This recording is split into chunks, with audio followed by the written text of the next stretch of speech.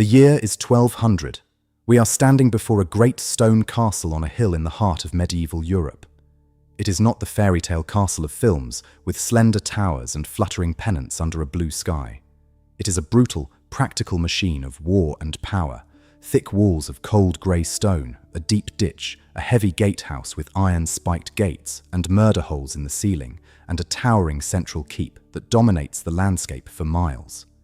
Inside these walls live perhaps 100 people or more, from the lord and lady at the top to the lowest kitchen boy at the bottom, all crammed together into a single fortified community that is at once a fortress, a palace, a farm, a workshop, a courtroom, and a small town. Today, we are going to walk through the gates and live a single day inside the medieval castle. Who lived here, how they slept, what they ate, how it smelled, and what it was really like to spend your life inside these cold stone walls. Using advanced AI trained on the surviving castles of Europe, the household accounts and building records of medieval lords, the archaeology of castle kitchens, garderobes, and great halls, and the chronicles and romances of the age, we have reconstructed a day in the life of a castle at the turn of the 13th century. Forget the idea of the castle as a single grand building. A castle is a system, and to understand it, you have to understand that almost everyone in it is working, constantly, to keep the whole machine alive. The day begins before dawn. The first people awake are the lowest servants, the kitchen staff who must light the great fires, the grooms who must feed and water the horses, the dairymaids, and the scullions who haul water from the well in the courtyard. In a castle, water is everything, and a deep, well-protected well inside the walls is one of the most important features of the entire fortress, because a castle with no water cannot survive a siege. Every drop used for cooking, cleaning, brewing, and drinking must be hauled up by hand and carried to where it is needed.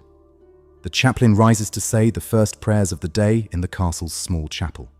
The bakers are already at work in the bakehouse, a separate building kept apart from the others because of the constant danger of fire.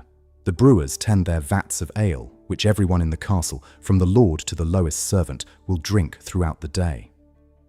The lord and lady wake later in the most private and comfortable rooms of the castle, the solar, a chamber usually set high in the keep, or in a private wing, away from the noise and stink of the communal hall below. Here, behind a door that can actually be closed for privacy, a rare luxury in this world, they sleep in a great wooden bed hung with heavy embroidered curtains to keep out the brutal drafts of a stone building in winter.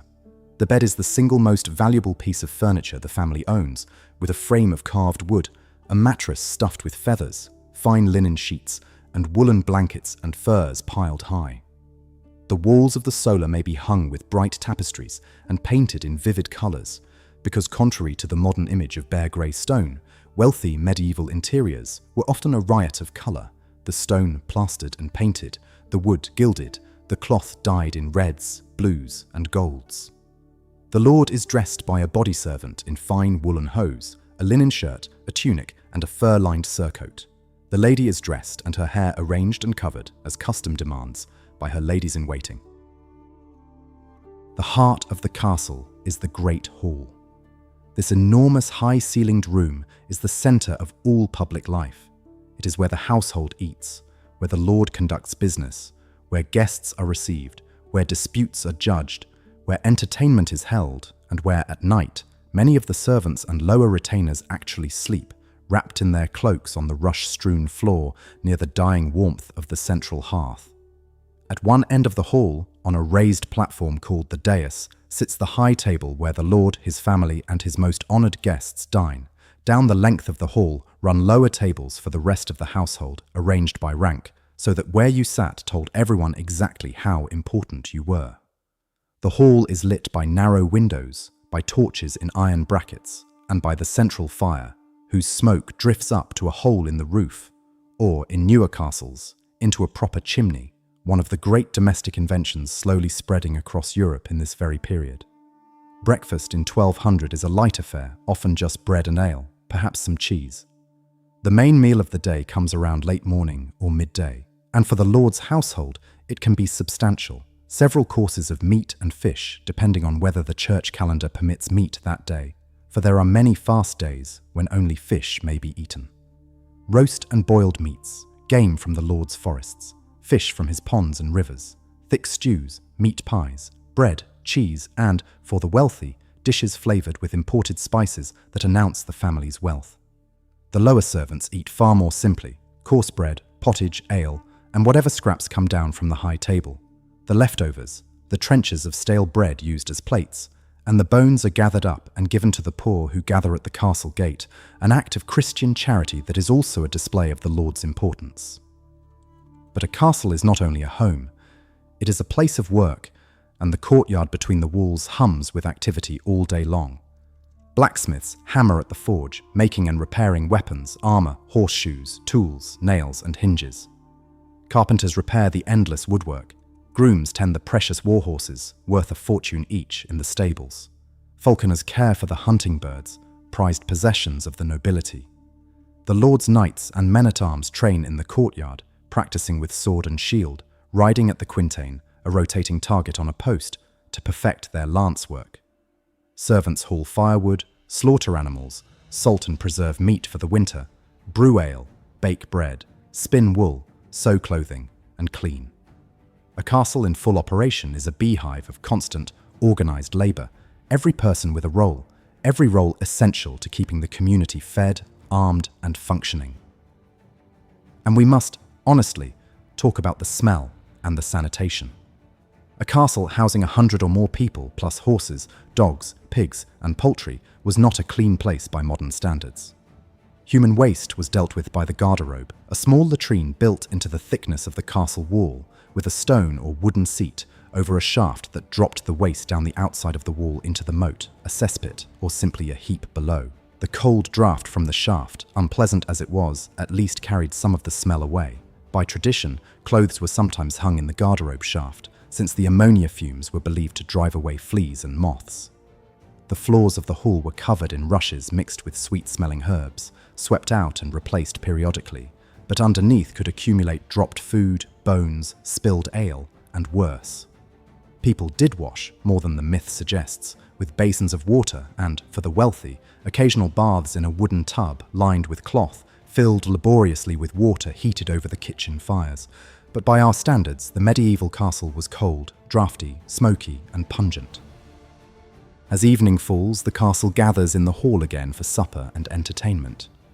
The lord may host a feast for visiting nobles, with musicians playing the harp, the lute, and the recorder, with a minstrel singing songs of love and war, and perhaps with a jester or acrobats. Or on an ordinary night, the household simply eats, drinks, talks, and tells stories around the fire. People play games, chess, dice, and board games like Nine Men's Morris.